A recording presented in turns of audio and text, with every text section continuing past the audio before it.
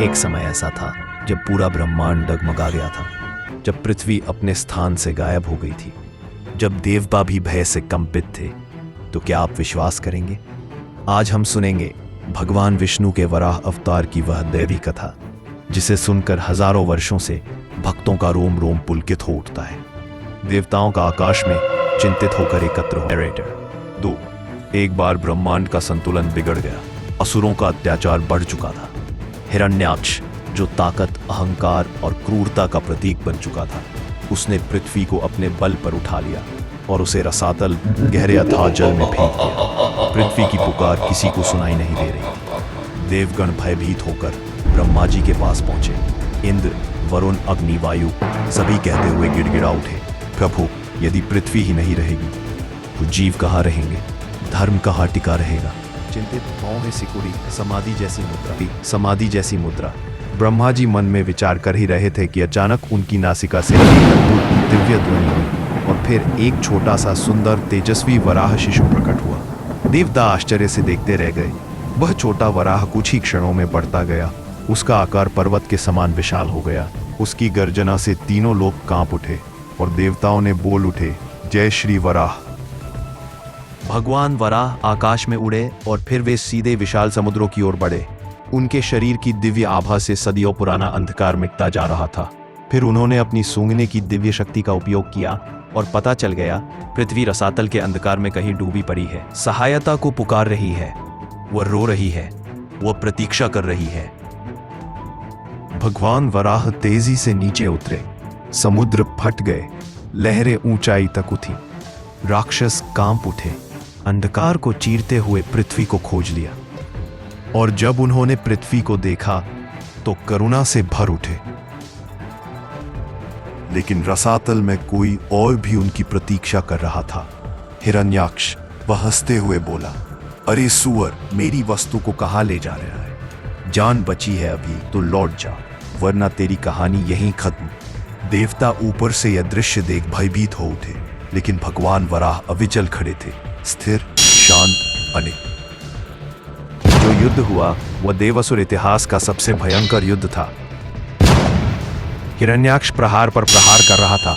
उसकी गदा पर्वतों को तोड़ सकती थी, लेकिन वराह अवतार पर मानो वो वराह जी एक दाढ़ में पृथ्वी को थामे हुए थे और दूसरी ओर हाथों और खुरों से हिरण्याक्ष के वारों का उत्तर दे रहे थे। यह युद्ध एक क्षण का नहीं, बल्कि देवताओं की दृष्टि में मानो हजारों वर्षों तक चलता हुआ प्रतीत हुआ।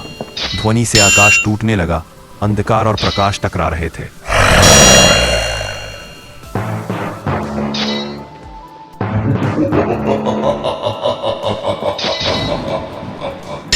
अंत में वह क्षण आया जब भगवान वराह ने गर्जना की। उनकी गर्जना से तीनों लोग गूंज उठे। उन्होंने अपना हथियार उठाया और हिरण्याक्ष के अहंकार को चूर कर डाला। असुर वहीं गिर पड़ा। देवताओं ने जयकार की, जय श्री वराह। धरती बच गई।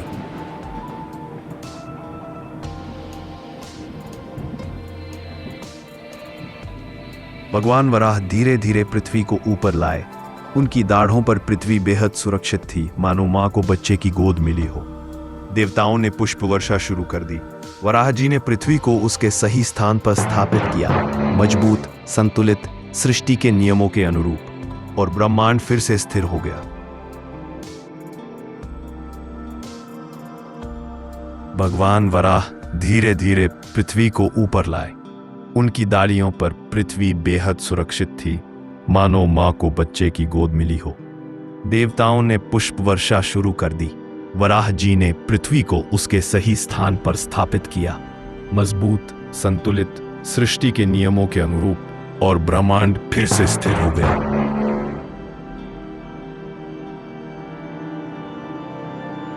इसके बाद भगवान वराह बोले, जब भी अहंकार बढ़ेगा, जब भी धर्म कमजोर होगा, मैं अवतार लेकर आऊंगा।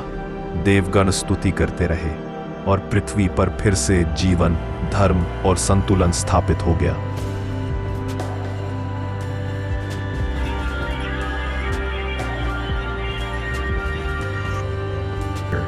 वराह अवतार की यह कथा हमें याद दिलाती है कि चाहे अंधकार कितना भी गहरा क्यों न हो, दिव्यता हमेशा विजय पाती है।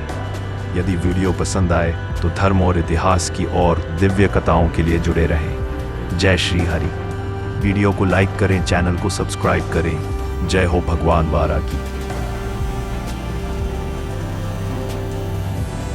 हिरण्याक्ष का वध कर भगवान वराह जब पृथ्वी को उसके स्थान पर स्थापित करके धीरे धीरे ऊपर उठ रहे थे तो तीनों लोकों में उत्सव जैसा वातावरण बन गया। देवताओं ने सोचा, आज यदि वराह अवतार न होते तो शायद सृष्टि का अंत निश्चित था। इंद्र, वरुण, वायु, अग्नि सभी अपने अपने दिव्य विमान लेकर पहुंचे और नतमस्तक होकर बोले, प्रभु, आपने सृष्टि की रक्षा की है। आपके इस उपकार का बदला किसी जन्म में नहीं चुका सकते। भगवान वराह मुस्कुराए और बोले, देवों, रिमेंबर, जब जब पृथ्वी पर संकट आएगा मैं किसी ना किसी रूप में अवतार लेकर धर्म की रक्षा करूंगा।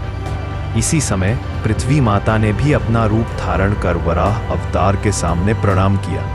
पृथ्वी बोली, प्रभु, यदि आप ना आते तो मैं अंधकार में डूब जाती। आपने केवल मुझे नहीं, मेरे ऊपर रहने वाले अनगिनत प्राणियों को जीवन दिया है।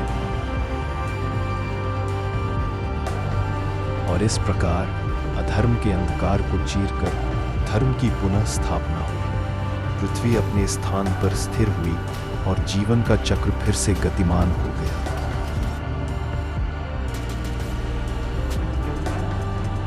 और इस प्रकार अधर्म के अंधकार को चीरकर धर्म की पुनः स्थापना हुई।